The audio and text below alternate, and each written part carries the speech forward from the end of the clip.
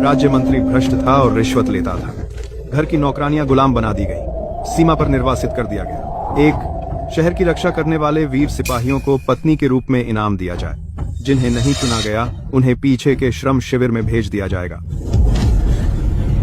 नाम पर कपड़े धोना और खाना बनाना है, पर असल में अनगिनत सिपाहियों की सेवा करनी होती है।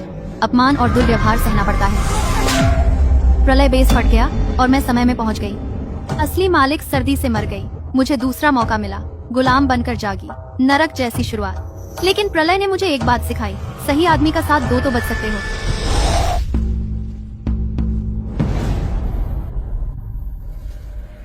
बाएं हाथ पर ताजा घाव मतलब हाल ही में लड़ाई हुई। चारों तरफ पुराने निशान मतलब जीवन खतरों से भरा। वह मजबूती से खड़ा है और गहरी सांस लेता है। अच्छी रिकवरी और मजबूत शरीर।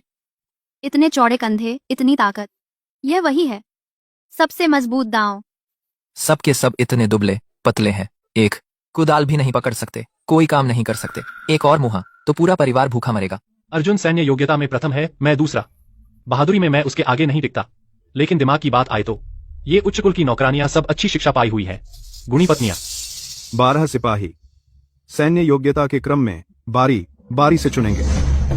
जब अर्जुन को कोई दिलचस्पी नहीं तो मैं पहले जाता हूँ और मिसाल पेश करता हूँ। अर्जुन, तुम्हारी क्या राय है? जो मर्जी उसे करने दे। एक जानवर को सिर्फ लड़ना आता है, उसे गुणी पत्नी की अहमियत नहीं पता। मैं बस अपने परिवार का पेट भरना चाहता हूँ, योग्यता कमाऊं और करियर बनाऊं, सैन्य सूची से निकल जाऊं। औरतें परेशानी हैं और खाना बर्बाद करती हैं। चांदी और अनाज ज्यादा काम की चीजें हैं। अर्जुन बहुत खूंखार है, संजय होशियार और नरम है। शादी करनी है तो सबसे अच्छे से करो। संजय, तुम पहले चुनो। इस औरत की सूरत बड़ी गरिमामयी है, मैं इसे घर ले जाने को तैयार हूँ। पता था उसने मुझे चुना। खुशी चाहे कितनी भी गुणी क्यों न हो, वह बची हुई ही है। पता नहीं, शायद उसे उन जानवरों की सेवा करनी पड़े।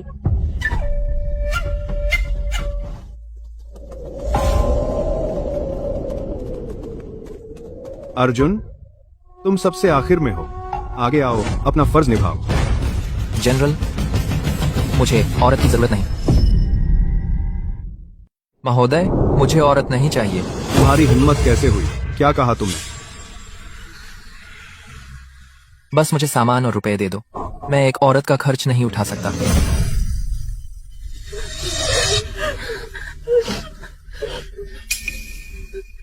अर्जुन, यह सरकारी व्यवस्था है, क्या तुम्हें लगता है तुम इनकार कर सकते हो? ऐसा नहीं है कि मैं शादी नहीं करना चाहता, सच में मैं इसका खर्च नहीं उठा सकता। मेरे पिता युद्ध में मर गए, मेरी विधवा माँ और 15 साल का भाई और 13 साल की बहन, और मैं खुद भी बहुत खाता हूँ। किसी और को क्यों कष्ट में डालूं?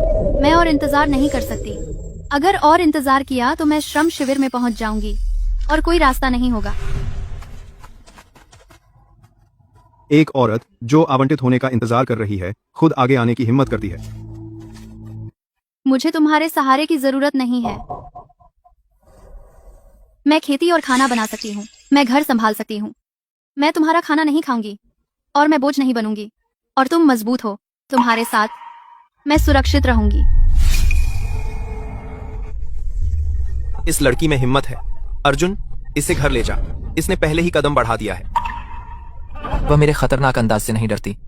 उसे इससे कोई फर्क नहीं पड़ता कि मेरा परिवार गरीब है। वह तो यह भी कहती है कि वह खुद का खर्च उठा सकती है। दिलचस्प। कौन किसको चुन रहा है?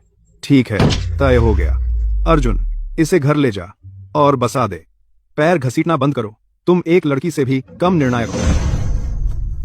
मेरे पीछे आओ।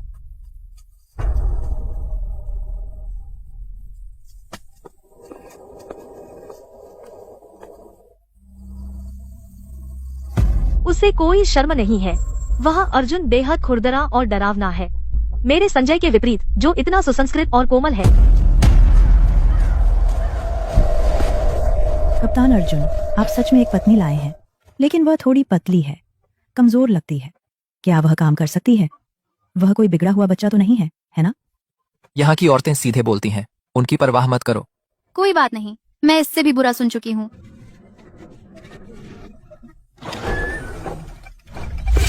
यह परिवार सच में गरीब है, जितना मैंने सोचा था उससे भी ज्यादा गरीब। अर्जुन, तुम वापस आ गए। सरकारी व्यवस्था से मिली पत्नी।